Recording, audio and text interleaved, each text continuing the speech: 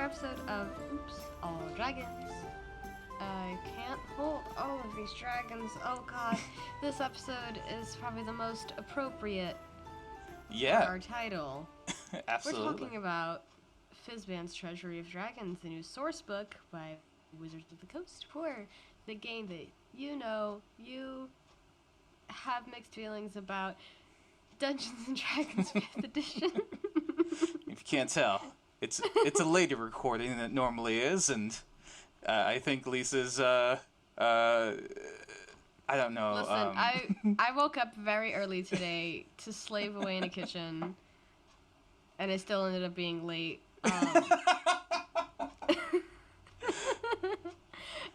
Yeah, that's what I've been up to today, if we're gonna do our Marin. Yes. What have you been up to, Lisa? I've been re-listening to some old episodes of our own podcast, both for narcissistic reasons and also for quality check reasons. I did do something else interesting this week, but I cannot recall what it is. Oh, I started rewatching What We Do in the Shadows from the beginning. Okay. And yeah, amazing show. I don't need to go on and on about it. Still holds up 3 seasons later. Just the very first episode, like, amazing. They really come out swinging. I mean... What's the first episode again? Because I have not seen the first episode in a long time. is like, it's... Guillermo thinks that Nandor's going to do something special for him because it's been 10 years of him being his familiar. And it's the episode where they receive the Baron. Okay. But then, like, the Baron's asleep for a couple of episodes, but he's, like, in their attic the whole time for the first couple episodes of the first season. But the first episode is when they receive the Baron. And, like, just... Like, the Baron's makeup is incredible. The effects makeup is incredible for you know, just being... It's just, like, they just outsold, you know?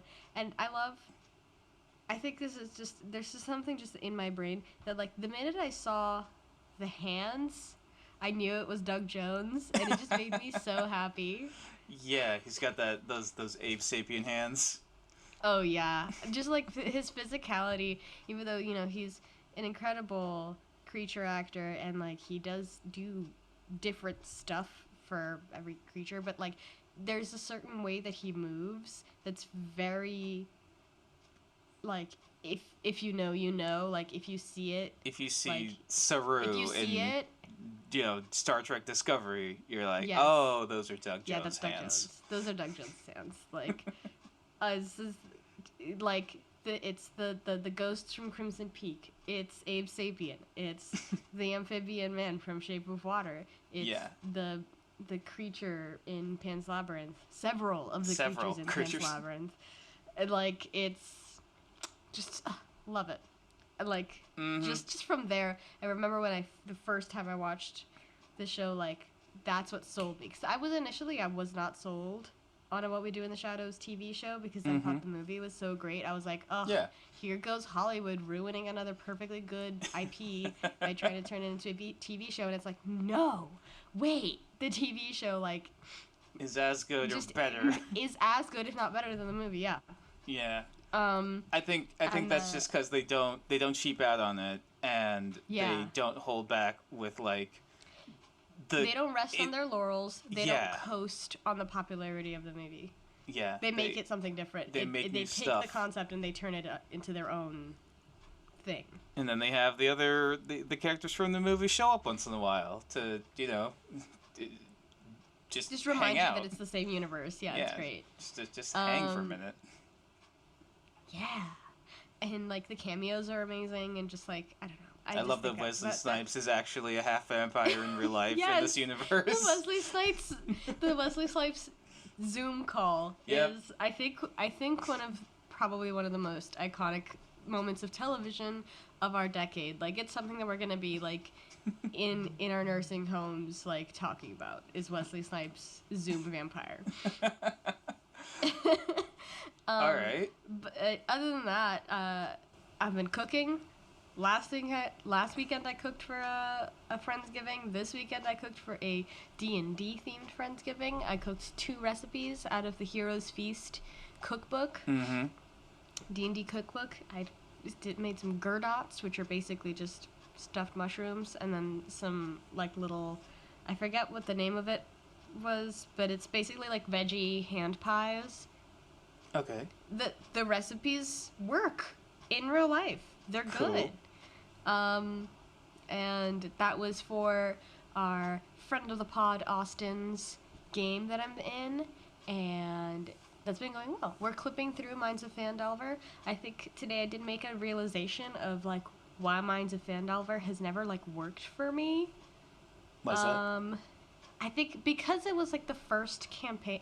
There's something a little too RPG about it. Okay. Like it's a little too video gamey. Too gamey, not as role play. Yeah, it's a little too. There's a bunch of side quests. Like you get to a point where it's like, okay, here's a list of possible things that you can do, and it just doesn't feel very organic to me. Mm-hmm. And it's no fault of the DMs or the players. It's just like it's the way this adventure is structured is just like that. Mm-hmm. And like I think this is the second or third time that I've been in a game playing Phandelver, and like I really only just like realized like, oh yeah, no, it's the way that this game is written that like makes it a little.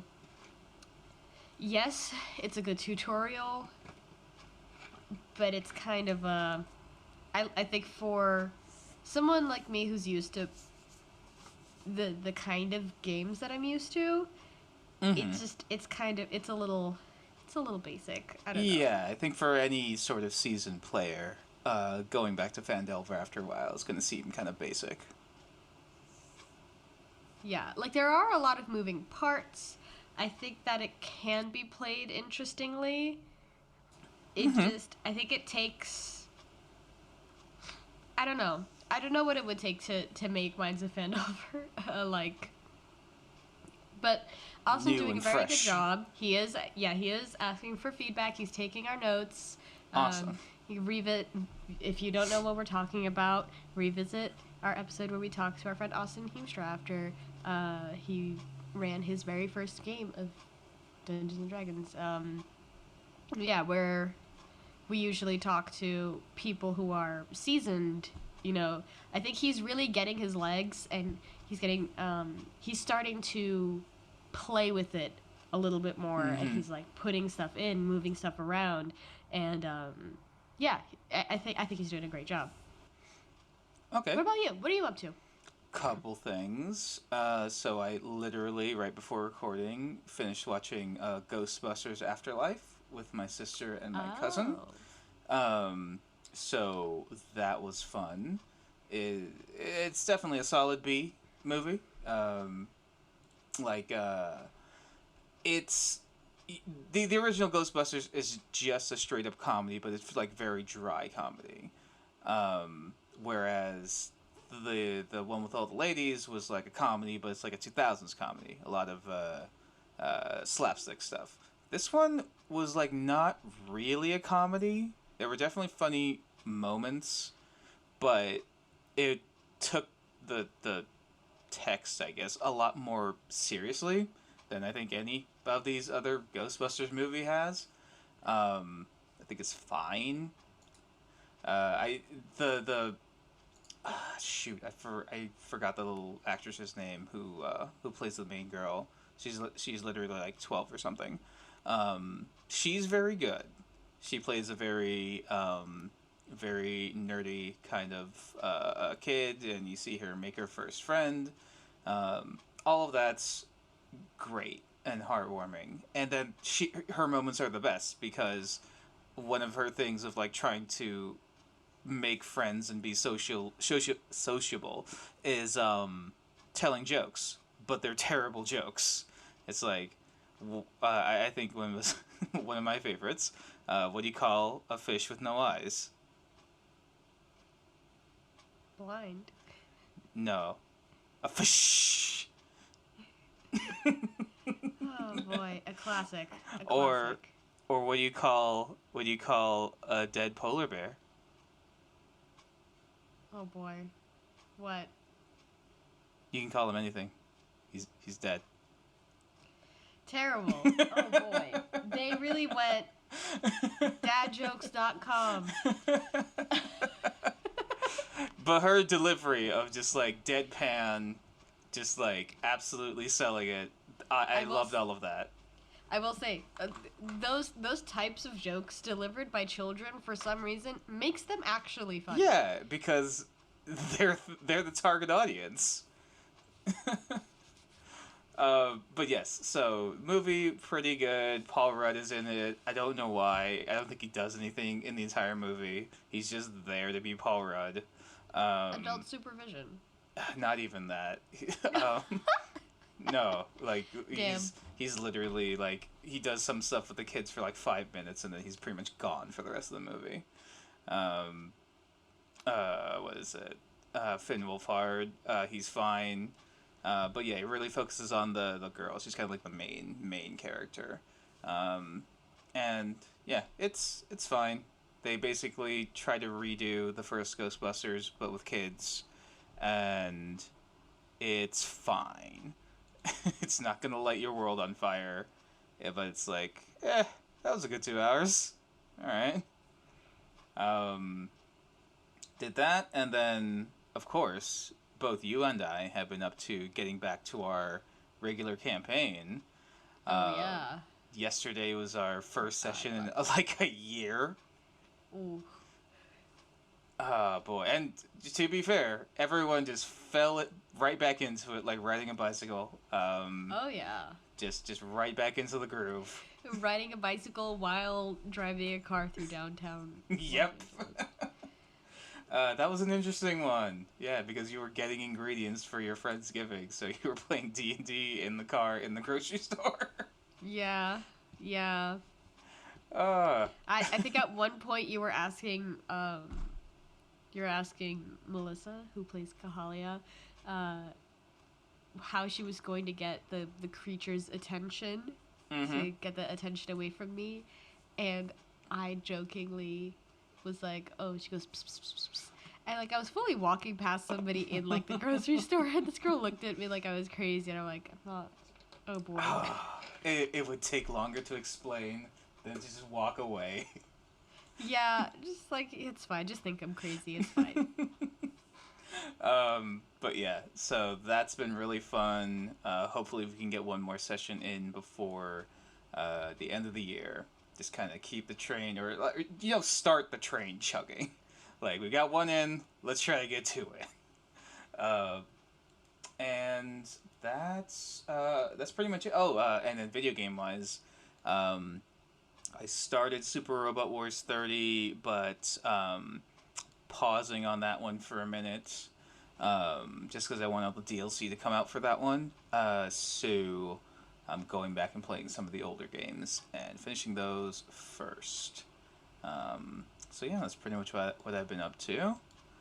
And yeah, I think we can delve in to the Treasury. Yeah.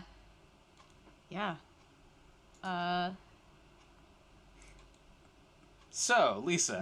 This book is the Oops All Dragons book. Yes. So what is Fizban's Treasury of Dragons? Fizban's Treasury of Dragons is a new source book covering and expanding on dragon lore and explaining on sort of the mechanics of dragons, how their hordes work, how magic items react around them, dragons and dragon-type creatures. Mm-hmm. It introduces the gem dragons, which I think get mentioned in I think the DM's guide or the player's handbook. They released the Sapphire Dragon as like a little standalone thing a little while ago, but now they're really expanding on that. That's what it is. Yeah, I think they did that as a preamble to this. That makes sense to me. Mm-hmm. Yeah. It's the Dragon book. It's the Dragon's book. It's I don't know if you remember, there were those like ology books, like mythology, dragonology, Egyptology. There was one about fairies. Okay. This is the dragonology book, but like for D&D. Okay. It does a lot of things that I like, because honestly, Dragonborn is probably my favorite race. It's Dungeons and Dragons. They already make kind of the old school stuff already a little OP, like Fireball and Lightning Bolt. Are already kind of a little stronger than they like probably should be for their level, but like the designers just went on record and said, yeah, we did that just because like we think they're cool. So now they've essentially done the same thing, an entire book for dragons and dragonborns.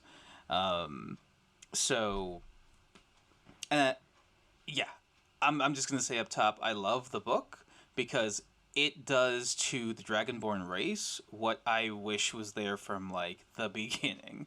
This is how I think dragonborns should have been built out to start. You get a lot more options. You have the normal chromatic and metallic dragons, but now you have the gem dragons, like you mentioned, and now they all have different things versus just resistance and what kind of breath weapon they have.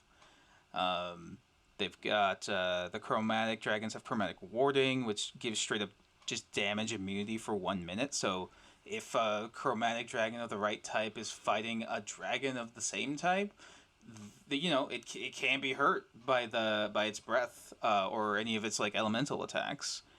The metallic dragons have the enevering and repulsion breath, so it can incapacitate or knock away enemies. So a little more like movement control. And then the gen dragons, also just like aside on the gen dragons, they look really cool. The dragonborn specifically. With the floaty bits. The art in this book, I always love the art in these books, but the art in this book in particular really has my heart. Yeah. I'm definitely biased because I've always been like obsessed with dragons, but so cool. Like you play a game called Dungeons and Dragons, like you're allowed. Yeah, I was the kid in middle school who was like obsessed with like Aragon, and like any book I can get my hands on that had dragons in it, I was reading it. Just like the one particular image that I really love from this is like the section of gem dragonborns, and they have the sapphire dragonborn, the amethyst dragonborn, and the Emerald Dragonborn sharing stories around the fire. Yeah. It's such a cool image. I don't know. It's just it's very cool. I love that they kind of change up the aesthetic, and they kind of play on the chromatic dragons look definitely more metally. The or metallic look more metally with their skin. Chromatic look more kind of traditional dragonborn sort of look, and then the gem dragons are just like something else completely. Where they'll have like the floating horns, and like where they would have a dragon beard. It's like little pieces of floating gem stuff off of where that would be, but it all looks like one cohesive thing. It's awesome. Yeah, and it really I think it really highlights like the differences between the types of dragons beyond just being chromatics being bad and metallic being good. The differences in their sort of in how their ancestries affect their abilities and the things that they tend to specialize in. I think it's cool to if you're going to have so many varieties of dragonborn, I think it's cool how they reward you for making a decision. Basically, it's like. And I stopped a little short, but the gem dragons, because they have all these floaty bits, and the thing that differentiates them is psionics. So they have like telepathy, and they have gem flight, which is essentially like telekinesis on themselves to make spectral wings and then fly and stuff. You've played in my games. I've never really ascribed so much to like just a color determines a dragon is good or bad. It's more what's going on in the world, what experiences have they had, that sort of thing. And yeah, just beyond that, and I forget exactly how many, but they change up the way that the breath weapons work beyond just being like a cone or a line or whatever. Usually, base Dragonborns can use their breath weapons like once a day, I think. And then it kind of just gets stronger as they level up, but it never really scales to your level well. Because, like, if you're a barbarian, there's almost never a situation that you're a Dragonborn barbarian that you'd want to use your breath weapon in battle. It's maybe a utility thing for, like, solving a puzzle. But, like, in battle, you're whacking things with your weapon. Because it takes up your entire action to use it. And the damage it'll do is usually kind of puny. I think it starts out like 2d6 and becomes 3d6, 4d6, but like by the time you get the 4d6, it's not super useful. You're fairly high level and you can kind of do way more with your stuff from your class. But now they're saying like, okay, the breath weapon is part of the Dragonborn's thing. They're their natural abilities, so it's almost like a natural weapon. So now instead of it taking up the entire action, it's when you take the attack action, you can replace one of those attacks with a breath weapon use. So that makes it much more usable, I think. Tons of games, either myself or other players, where they're playing Dragonborns, and no one ever uses their breath weapon. They'll usually use their resistances a lot when it behooves them, but it usually just never comes up as a thing to do, to use your breath weapon, because it's kind of historically, it's been kind of useless. But now you get so much new stuff, and you can use it as part of your regular, just as any class, as part of your regular attack. Not to mention the new monk subclass that came in this book, which boosts it up even more. You talked about it up top, but this isn't just a creature book. This isn't just a class book. It's everything pertaining to dragons. So we already talked about the races. There are a few new dragon-specific subclasses for ranger and monk. There's a bunch of dragonish or dragon-specific magical items. Creatures, a bunch of new dragon variants, and even new feats that give non-dragonborns dragony things, dragon-like abilities. Yeah, where there are 2 full new subclasses, the Way of the Ascendant Dragon for the monk and the Drake Warden for the ranger, which I do want to talk about the Drake Warden in a second. I'll take the monk. But I do want to talk about the Heroes of the Dragon section, where basically they're saying like, we have these draconic subclasses, and the sorcerer also has a sort of draconic subclass, but it's basically saying that a character of any class can have ties to dragons, something dragon related in their past. You don't have to tie yourself down to one of these 3 classes that have a prescribed draconic subclass. And there's the gifts of the dragons. Those are the new feats. So there's the gift of the chromatic dragon, the gift of the gem dragon, the gift of the metallic dragon, and each of them flavored with things that make sense for each of those sort of categories. You basically get some of the new dragon juice from the new Dragonborn sub-races, but as a feat instead. You don't get all of it, but you get some of it. Like the chromatic warding, I think, is one. The gem flight, I think, is one. You're not tied down to just being a Dragonborn or being a dragon subclass. You could be a paladin of what's the good one? What's the good platinum dragon? Paladin Bahamut. How'd I forget that? That's a real basic class. That's a big one. I know, it's fucking late. Varun's a fake fan. He can't remember who Bahamut is. I'm a fake D&D nerd.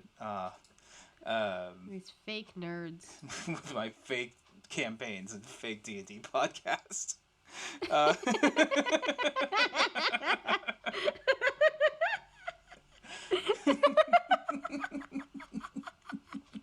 Oh no, that broke me. Yep. Oh no. Okay. This book also gives tips on role-playing dragons, which I think is super cool, because I think one of the things that has kept, other than the fact that I haven't run a game in over a year, but one of the things that keeps me from even the idea of introducing dragons into a game that I would run is that I have no idea how to roleplay a dragon, to be honest, despite consuming a lot of dragon media. And if you are like me and you're intimidated by the idea of, like, how do I play a, such a powerful creature that is so, like, it's just so different from playing, like, a person, there's tips down from, like, the death of a dragon to reproduction, which, like, I had to slap my mic about it.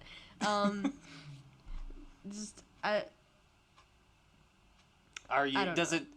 some of the tips like be like Benedict Cumberbatch and sound very British and deep voiced and large? Yeah, just make yourself sound big. That's it. That's the whole chapter. Sound big.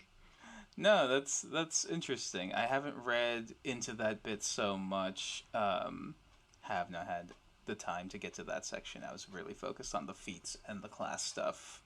But I'm gonna take a look at it. Yeah, because, like, how does a dragon's brain work? Because their hoard isn't just like a pile of treasure like it looks like to anyone else who wants to take it. It's something else to them. Yeah, they get into how, like, different dragons have different kinds of hoards, different things that they value. Yeah. I think my favorite is the it's the Topaz Dragon. Because, like, Topaz Dragons, they're usually, like, on a coast or something. So the description is they hate anything made of bronze, but love gold as well as yellow and orange gems that coordinate with their scales. So fashion. Matchy. And they love a nautical theme, images of the sun and mirrors, which they use to gaze their own reflection. Yeah. Which it just makes me think of, like, so there's a thing in Florida. It's a little bit of an inside joke where any home you go into, the bathroom is gonna be nautical themed. Yeah. So I just read this, and, like, my brain immediately went to, like, every bathroom I've ever been in with, like, a shower curtain with fish on it, and, like, a random jar of, like, seashells, and a painting of a ship, a flamingo somewhere. I'm basically, the Topaz Dragons are the Florida Kitsch Dragons. And I love them for that.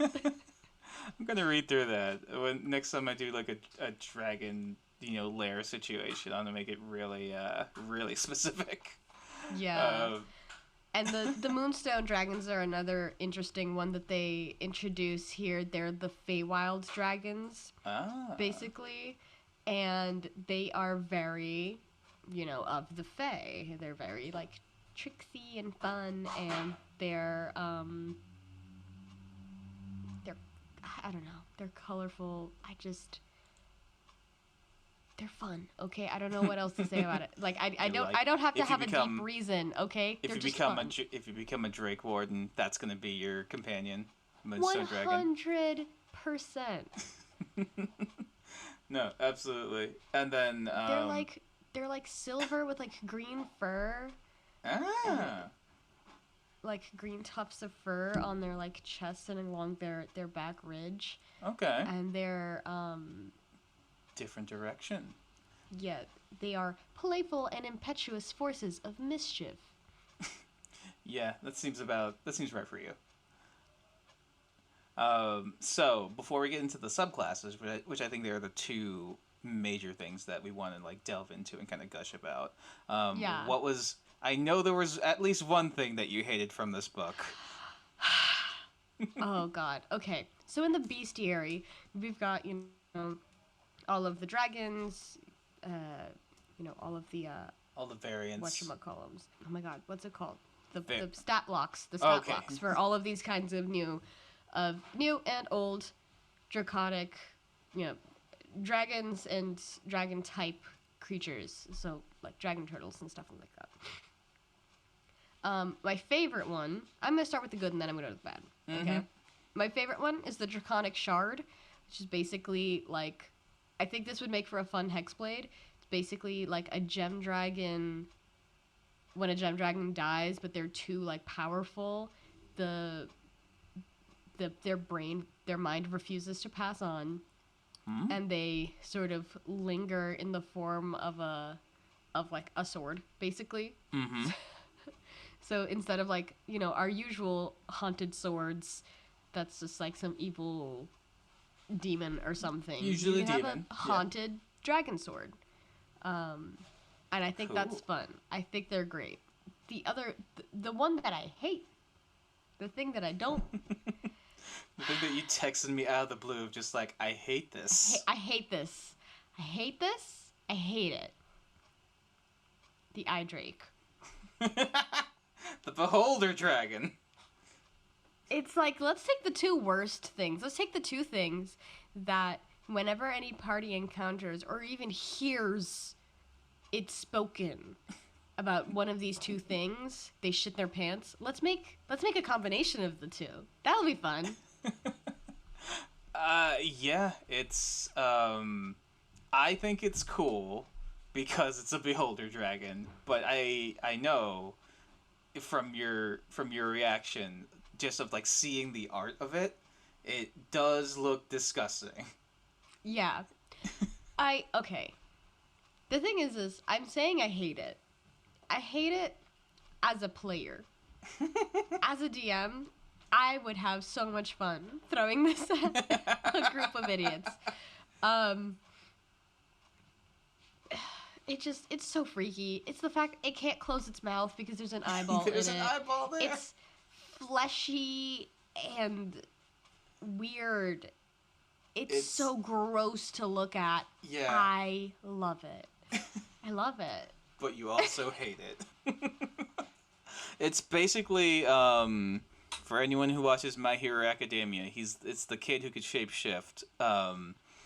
When he expands out his hands and looks like he has wings and has eyeballs on his wings, it's just that, but a dragon. Ugh, terrible. Now let's get the other terrifying one is the egg hunters, but like that's something I need everybody to just go and take a gander through the bestiary if you get a chance. There's some fun stuff in there. Mm-hmm. Yeah. The other one. Oh, okay. I promise. This is the last one I'm gonna talk about. Okay. The Horde Scarabs. So Okay. I've talked about before on the pod about my favorite manga, Delicious in Dungeon Meshi, and one of the creatures that they fight and eat in Dungeon Meshi is treasure bugs. Okay. These are treasure bugs. They're giving me the good food. Oh, I just looked up these things. They are the little scarab monsters, tiny monstrosities that look like coins. Yeah. Now, if you just look up treasure bugs, the very first, or treasure insects, the very first image that comes up is from Dungeon Meshi, where they think they find a hoard of, a chest full of treasure, and they're like, cool, sick, love it. And then the bugs start attacking them. The treasure starts attacking them. Okay. Horrifying. And then they make jam out of the treasure bugs. Okay. Yeah, there's one of the treasure insects that looks like a string of pearls. but it's basically like a centipede. Oh, Terrifying. Okay. Oh man, you've got to do like a dungeon meshy, like thing at some point of just like your whole point in this is not really the treasure. It's to the monster hunter your way through this dungeon of horrible things and eat them. It's Monster Hunter, it's Breath of the Wild. You know, you take monster guts and you make food. Like it would have to be a campaign where at the beginning of it there's no rations. You're out of rations. Yep. You've never had rations. There's no rations. You can't buy rations. And now you have to forage. And that's the whole campaign. I mean, an aspect of the campaign. I think a whole campaign that's just the point of the campaign is foraging, but I think an aspect of the campaign has to be You could go foraging. Toriko on this shit of just like you gotta hunt down like the most delicious monster and make a meal out of it. And that's the campaign. You're a traveling band of adventuring chefs. And you've been hired by Fantasy Gordon Ramsay. Yes, I'm okay. I'm good with this. Yes. He'll talk about how things are rotten. It's fucking raw. It's rotten. Put the scallops in the pan. Stop touching it. Stop touching it. Oh, you fucking idiot. You donkey. Yeah, I think fantasy Iron Chef. Oh, Fantasy Iron Chef, that'd be cool. And my character would just be Fantasy Gordon Ramsay.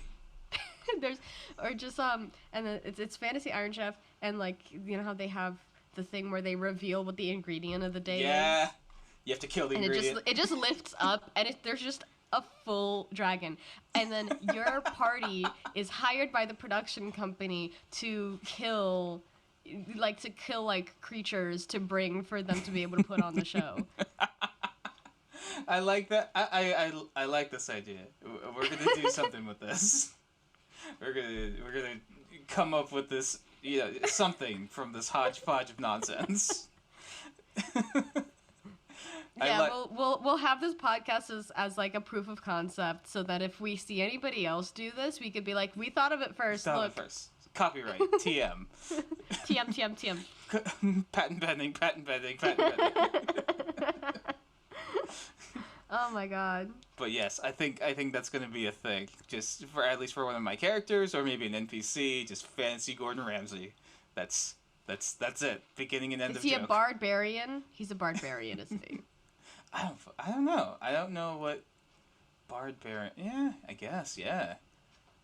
He's got some refinement, but he's also got a rough side. Rage. Yeah. Yeah. He's got a lot of rage. All right. I want you to talk about the monk, and I will talk about the ranger. I was gonna say. So last thing, and our most favorite things, I believe, are the new subclasses. So, the monk subclass is the Way of the Ascendant Dragon. I took some notes here. So I already like monks to begin with. I think I've already said it on this show. My first character ever was a monk character, just because I wanted to do kung fu and martial arts and stuff. And in 5e, I think monks have always been okay, but never. I don't know. I always felt they were kind of missing something. I think they got a little closer when they got to the Sun Soul Monk, because then you can basically do Hadokens as your flurry of blows and stuff instead of doing regular attacks. Just do radiant damage. That was cool, but now Way of the Ascendant Dragon takes that another step even further of you're either Dragonborn or you can even be a non-dragon class. Depending on how you're setting it up, and as part of your attacks, you can use your Dragon's Breath, and it's not just like where these normal Dragonborns can just use their breath as part of their attack, but it's whatever their color is. Now, as the monk, you can choose between the 5 major elements. You can choose fire, cold, lightning, acid, and I think poison. And just switch that on the fly. And if you're Dragonborn, you can have as many uses as you normally have, and then keep fueling it with ki, even after it's run out. And I think from the UA, it used to be 1 key point to do that. Now it's 2, so I think that's a bit of a balancing act. Just so monks won't be throwing out just elemental attacks every round before a short rest. But that is the thing with the monk. You can take a short rest and your ki recharges. Later on, you get wings unfurled. You basically become a flying monk. Just monks can fly now. They already had the slow fall. Now they can fly. They're just making Crouching Tiger, Hidden Dragon class. just wire foo all over the place. And once you level up enough, you actually gain the Frightful Presence ability that adult dragons have. Of just using it, and anyone within a certain area that you choose, you can choose to not affect your friends, becomes afraid of you. Your Dragon Ball power, your ki level is so high that they've got to make a save, and if they fail, they're afraid and have to run away from you.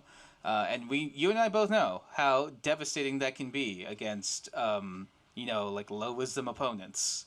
Oh, yeah. That came in clutch just this past weekend. I think something I really like about the Way of the Ascendant Dragon is how it does tie into the lore of that D&D has created about dragons, about how, Bahamut would travel the material plane as a monk. I think that's fun, that they, make their lore have effects and now people do can something literally other follow than just in be lore. People can literally follow in Bahamut's footsteps instead of just being paladins or clerics to him.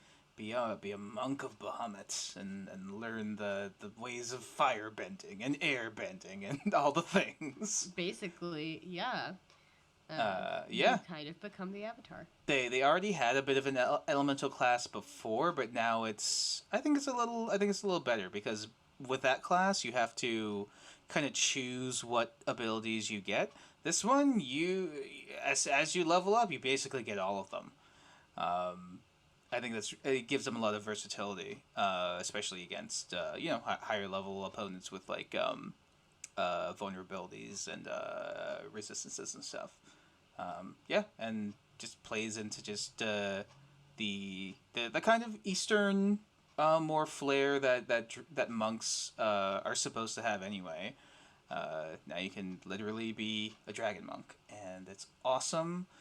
Definitely gonna make one. I'm absolutely gonna take advantage of the new Dragonborn race and make up a monk in this subclass. It just looks really fun to play. Just I can remember watching Avatar and remembering the fights that Zuko would have, where he's just punching and fire and stuff would be coming out. Absolutely, just playing it like that. In on the combat side, and then gameplay or roleplay wise, absolutely just being Ryu from Street Fighter. And the answer lies in the heart of battle and all of that. But it looks like a really cool subclass, and it's gotten me wanting to play a monk again after a very long time. What about you and your rangerness? I have some exposure to this from the UA version, but you talk about what's the book got. So, if you've ever wanted a pet dragon, this is it. This is where you're going. How to Train Your Dragon. This is the How to Train Your Dragon subclass. The Drake Warden is a ranger whose connection to the natural world sort of manifests in this sort of connection to the draconic and to the draconic spirit. And you basically have a drake summon. And like as you level up, your Drake sort of goes from this sort of lizardy creature, no wings, to when you reach 7th level, when you summon your Drake will have wings, and you can actually like mount it, and it has resistance. And there are some things in the way it's written that I think it's a little unclear. But I think all in all, it's I think this is one of like the cooler Ranger subclasses. Oh yeah. Beyond just my bias for dragons, I think this like does a lot of stuff that I think the Ranger classes don't really, and this might just be my ignorance of just like I haven't really read up on Ranger subclasses too much, just because Rangers as a class have just never been a class that really drew my attention. But this one I think like plays with the companion aspect of the Ranger a lot more than some of the other subclasses. And the scaling, as you level up, the scaling of this class has a lot to do with your bond with your companion. So I think it really encourages the kind of play where, you know, you can't like accidentally forget about your pet, because that happens a lot of times with, you know, when you're playing a character that has a pet, you forget about it. You'll be like halfway across town and you go, oh shit, that's right, we're on this sneaky mission, but I have a whole pet bear. giraffe or something. A bear, yeah. And then you have to like consider, okay, how am I sneaking with this? I think this really forces you to like keep in mind you have this thing following you around. I like that once it becomes medium size, it becomes a mount for you. Yeah. You can't fly with it yet At 7th until level, you can use it as a mount. Yeah, but only on the ground until you're level 15, when it's a large creature, adult size, or I don't think it's adult size. Are adult dragons? Yeah. The large? It goes to large. I think adult dragons are huge, but whichever. It becomes big enough that, hey, you can just fly around on your dragon now. You just got that. You just have, you know, a big old dragon boy or girl or whatever. And yeah, they're just hanging around. You can fly around with them. You don't need boots of flying or anything that crap. Just got a big old dragon. That's awesome. That is one of the things that I've always wanted to do in D&D, and you know, there's never been any real mechanics around that. You could always get like, you know, a giant hawk or something if you're as a beast companion, or summon a thing, but dragons were usually, you know, excised from a lot of that because they're their own class. But now,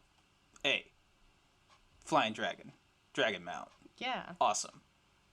Pet dragon.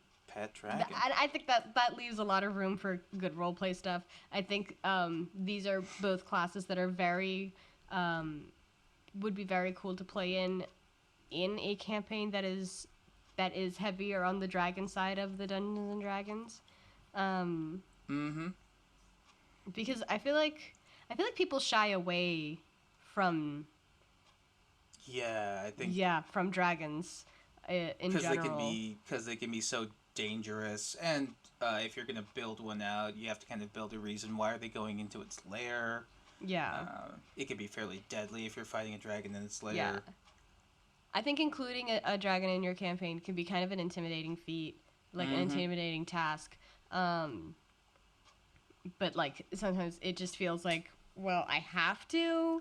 And I think this book and these subclasses and all of the stuff that this book gives us is just like the tools to make dragons a little less intimidating to include in our games, because I think there's either a feeling of like dragons are an intimidating thing, or it feels like, oh, it's too obvious to include dragons. Yes, I think that's the other one. That's the other attitude. Like, oh, this is so passé. Dragons and Dungeons and Dragons. Can you believe? and I think this book is trying to like remedy that a little bit, where it's like, no, you can do a lot of cool stuff. Dragons can be two dragons of the same type can be very different, personalities and creatures, and play very different parts within the story. And the way that your players interact with them can be very different and all that. And I think that these are basically, like, my parting thoughts on this book is that, like, these are valuable tools. This is, like, a valuable tool in, exploring, expanding on and doing interesting things with all dragons dragon in lore. a campaign. Yeah. Because there's a lot of dragon lore, and they're fun and interesting and cool. Yeah, and like, why would you want to play Dungeons and Dragons and not encounter dragons? I don't. Yes, and then beyond, I can't relate to that feeling. Exactly, and then beyond the subclasses, they have new dragon, like we mentioned, feats that can make you a little more dragony, but even like special new magic items and spells that are really dragon related. So if you want to like get that dragon flavor, that dragon juice in your character, you have lots of opportunities through this book. And we didn't mention I like that they introduced the idea of the horde items. So items that have been sitting in a dragon's horde for so long that they take on some aspect of either the type of the dragon, because and I think this is like expanding on just how like magical dragons are. Yeah, they're not just a big lizard. Beings. Yeah, they're not just big fiery lizards. They're special.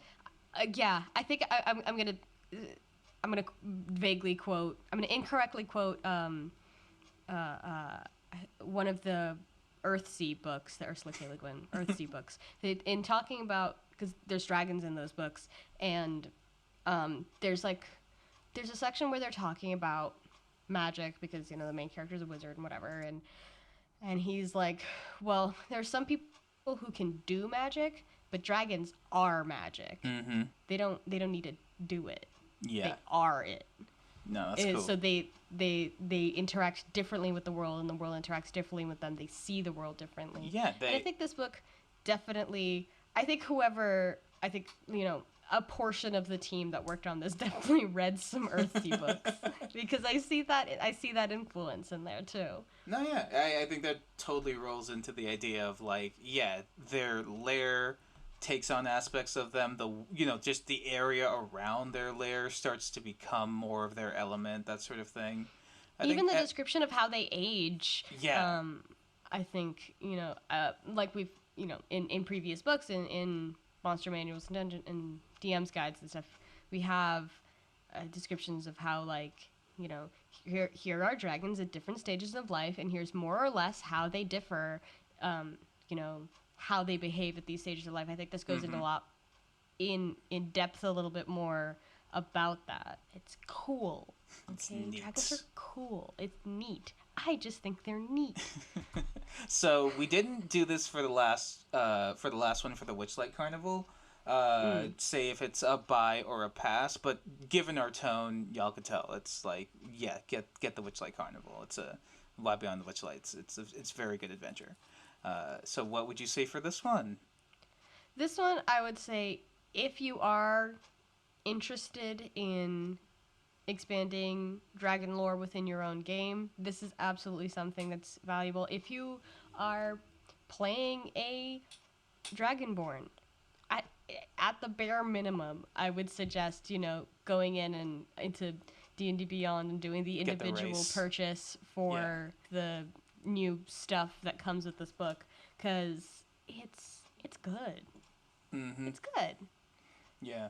If you're and like, I have to say that even though within you, with like the gem dragons and like, them delineating, like, gem dragons are good at like psionic kind stuff, and chromatic dragons are like this, and metallic dragons like this, they still don't do the thing of like pigeonholing you into like, well, chromatic dragons are going to be barbarians and blah blah blah, blah, blah, blah, blah. Like you could still, it still encourages, you can mix and match however you will. You're even more flexible at this point, I think, with all the new stuff. Yeah. And buy, at least in those cases. Yeah. And for me, just nerd brain, I would say buy on this one, just because I like all the cool dragon stuff. And like I said, I wish these new Dragonborn races and the subclasses at least had been there since the beginning of D&D. I think this is what they were meant to be, and they finally got there. So definitely a buy on that. And even if you're playing a Dragonborn currently, like an OG Dragonborn, like Lisa said, go on. If you're using D&D Beyond, just purchase the equivalent of your race, your Dragonborn color, on there, and you effectively have all of your old stuff and a whole bunch of new cool stuff too. Yeah. Spend the $1.99 and get that chromatic Dragonborn sub race, and get the buffs. Yeah. Get the buffs. Yeah, your breath weapon will become much more useful. Yeah. All right. So last thing, because you mentioned it, have you been keeping up with Earthsea?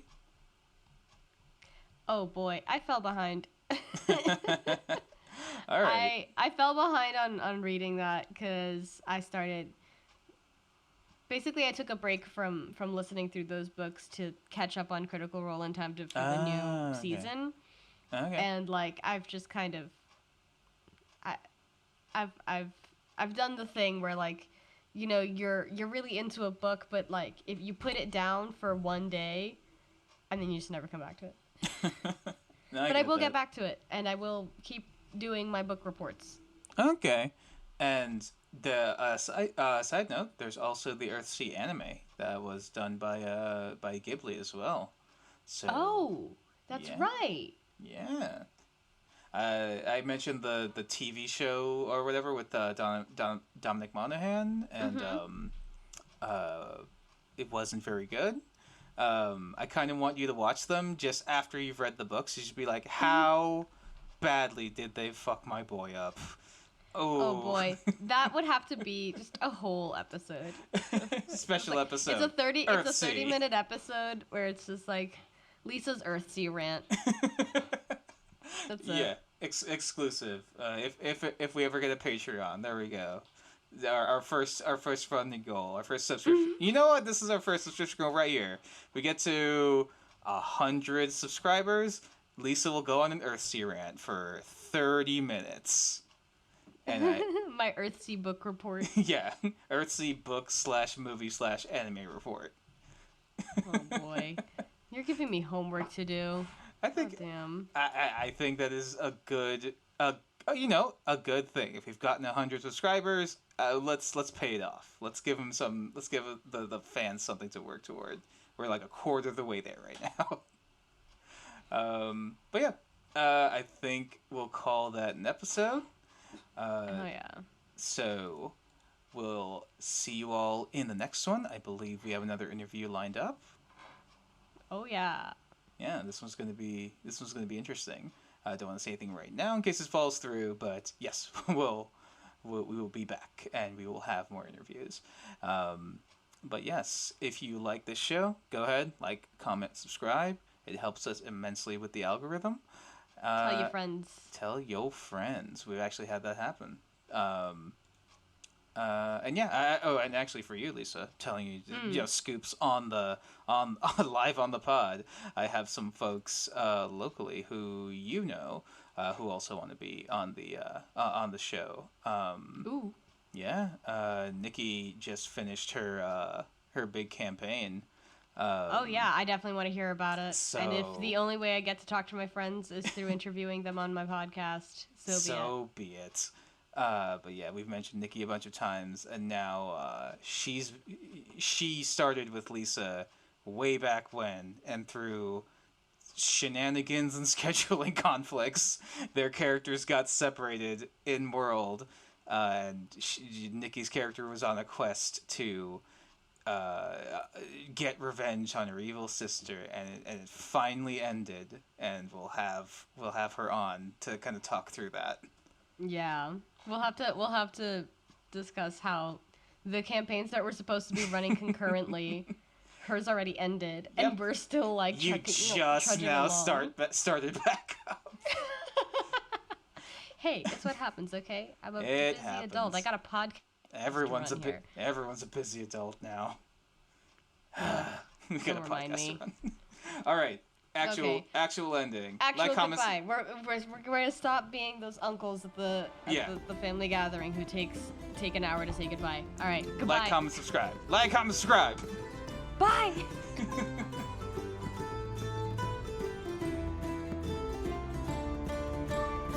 Oops All Dragons is a group effort. Our show is edited by Noel Hernandez, our theme was composed by Brendan Lyons, and our logo art is by Azif On Q. Links to more of their work and their social media will be in the show notes.